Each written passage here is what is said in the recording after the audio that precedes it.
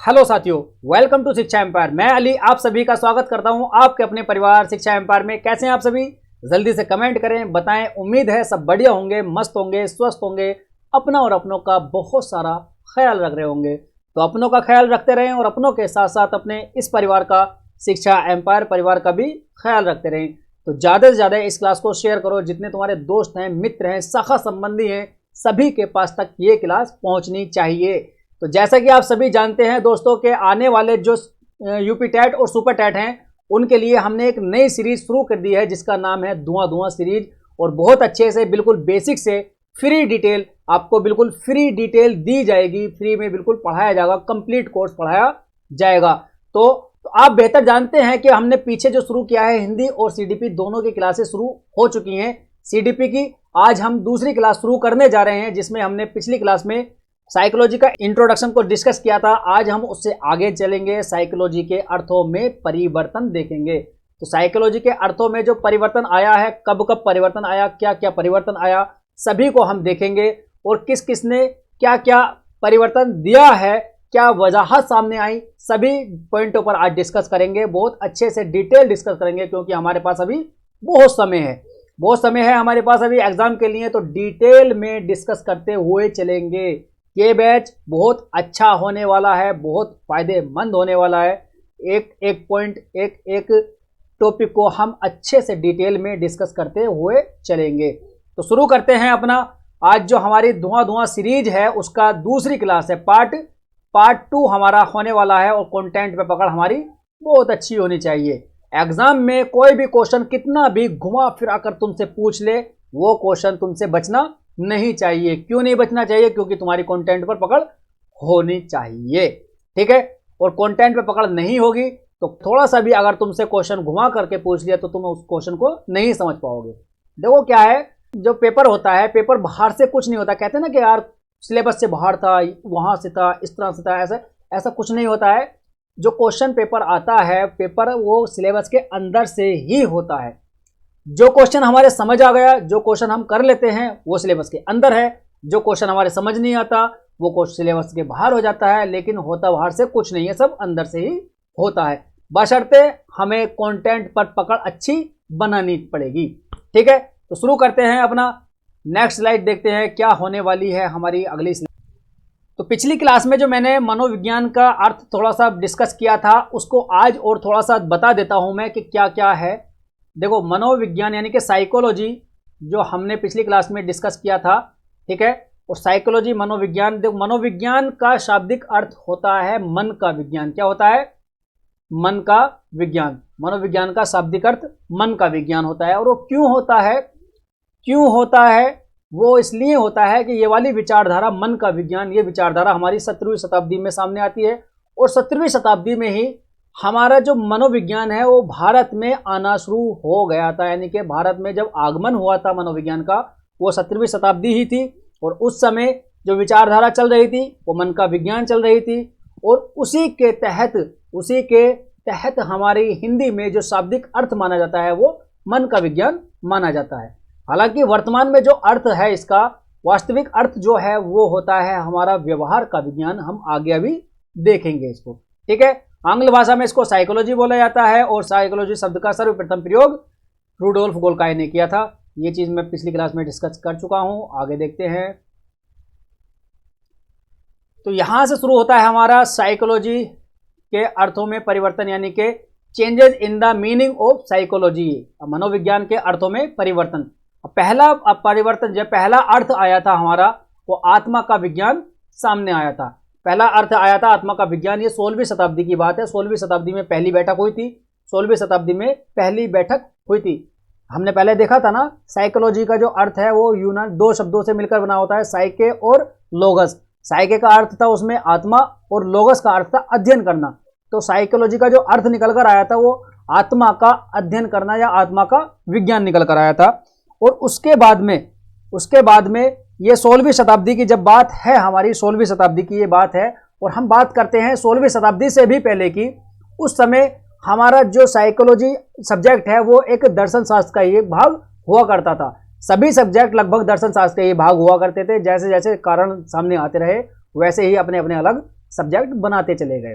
तो दर्शन शास्त्र के भाग क्यों हुआ करते थे? क्योंकि पहले क्या है, प्राचीन समय में यूनान में पादरियों का वर्चस्व हुआ करता था, और जो पादरी कह देते थे अपने दर्शन के यानी कि अपने विजन के अनुसार वही चीज मान्यता दी जाती थी, वही चीज लिख दी जाती थी। तो उसी से हमारा दर्शन शास्त्र बनाया गया है।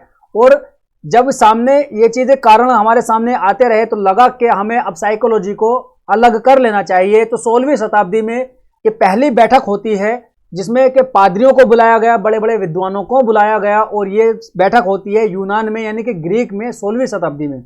और इस समय जो हमारी विचारधारा निकल कर आती है, जो अर्थ निकल कर आता है, वो आता है आत्मा का अध्ययन। आत्मा का अध्ययन निकल कर आता है। तो यहाँ पे जो इसके समर्थक थे, जो इसके समर्थक हैं वो अरस्तु हैं, प्लेटो हैं, डकार्टे हैं, ये सब हैं। तो तुम्हें देखो दर्शन शास्त्र से पता चल रहा होगा तुम्हें कि क्यों था सभी सब्जेक्ट दर्शन शास्त्र के भाग जो अरस्तु हैं। अरस्तु तुम्हें हर एक सब्जेक्ट में लगभग लगभग देखने को मिलेंगे। भूगोल हो, मनोविज्ञान हो, या तुम्हारा साइंस हो, यहाँ तक के बायोलॉजी वगैरह हर एक चीज में तुम्हें देखने को मिलेंगे कौन? अरस्तु। तो इसीलिए मिलते थे ना कि आपने दर्शन किसी भी एक टॉपिक पर उठाया, उसमें तुम्हारा क्या दर्शन है, क्या तुम उसके बारे में विजन रखते हो, वो चीज अपने अनुसार लिख दी गई और वही हमारा दर्शन शास्त्र हो गया, और वही चीज आज तक मान्यता में है। तो हर एक सब्जेक्ट में तुम्हें ये अरस्तु देखने को मिल जाएंगे। तो ये इसके समर्थक हो गए। अब ये जो विचारधारा थी, ये विचारधारा हमारी 100 वर्षों तक चलती है। जो 16वीं शताब्दी में जो विचारधारा निकल कर आई थी आत्मा का विज्ञान या आत्मा का अध्ययन, ये 100 वर्षों तक चलती है। फिर अगली बैठक आती है हमारी 17वीं शताब्दी में, उसको देखते हैं। अब आती है हमारी 17वीं शताब्दी। 17वीं शताब्दी में जो विचारधारा यानी कि अर्थ निकल कर आया वो आता है मन का विज्ञान, जो हम पहले भी अभी पढ़ चुके थे, मन का विज्ञान। ठीक है। और ये 17वीं शताब्दी में जो पहले 100 वर्षों तक चलती रही, 100 वर्षों के बाद इसके विरोधी सामने आने लगे। आत्मा का विज्ञान जो अर्थ निकल कर आया था उसके विरोधी सामने आने लगे, और उनकी जैसे जैसे संख्या बढ़ती रही तो लोगों को लगा कि अब एक और बैठक रख लेनी चाहिए जिससे कि इनकी संख्या और ज्यादा न बढ़ जाए। तो जब ये बैठक दूसरी रखी गई, दूसरी बैठक 17वीं शताब्दी में रखी गई, ये भी कहां रखी गई? ये भी यूनान में ही रखी गई थी। ठीक है। और जब ये बैठक में इकट्ठे हुए लोग, तो इन्होंने जो विरोधी थे उन लोगों ने, और पिछली विचारधारा के जो समर्थक थे जैसे अरस्तु, प्लेटो, इन सभी के सामने एक क्वेश्चन रखा है कि इन्होंने विरोधियों ने एक क्वेश्चन रखा कि तुम ये बताओ कि किस वजह से मनोविज्ञान का यानी कि साइकोलॉजी का अर्थ तुम आत्मा का विज्ञान या आत्मा का अध्ययन मानते हो, कि आत्मा को तुम देख सकते हो, आत्मा को छू सकते हो, जो उसका तुम अध्ययन करोगे। तो इन सभी सवालों का ये लोग सही उत्तर नहीं दे पाए थे। तो जिस वजह से इस विचारधारा को, आत्मा का अध्ययन जो वाली विचारधारा है, उसको खारिज कर दिया गया या खत्म कर दिया गया। और उसके बाद में नई विचारधारा हमारे सामने आती है मन का विज्ञान। मन का विज्ञान हमारे सामने आती है 17वीं शताब्दी में, और इसके जो समर्थक थे पोम्पोनोजी, जॉन लॉक, बर्कली, और यह विचारधारा लगभग 200 वर्षों तक चलती है। 200 वर्षों तक चली। 17वीं से 19वीं शताब्दी में अगली विचारधारा आती है। अगली विचारधारा देखते हैं। अब देखो यहां अगली विचारधारा जो हमारे सामने आती है वो आती है हमारी चेतना या चेतन अनुभूतियों का विज्ञान। जो अचेतन अनुभूतियां होती हैं उनको चेतना कहा जाता है, और उनका विज्ञान ये 19वीं शताब्दी में आती है। जब 200 वर्षों तक चली वो विचारधारा, जब मन का विज्ञान वाली विचारधारा 200 वर्षों तक चलती रही, उसके भी विरोधी खड़े होने लगे, तो 19वीं शताब्दी में एक और बैठक रखी गई जिसमें कि अर्थ निकल कर आता है चेतना या चेतन अनुभूतियों का विज्ञान। ये 19वीं शताब्दी में लिखी गई। ये कहां थी? ये भी यूनान में ही थी। ठीक है। ये भी यूनान में ही यानी कि ग्रीक में। और इसके समर्थक कौन थे? इसके समर्थक थे हमारे William Wundt, William James, Titchener, James सीली।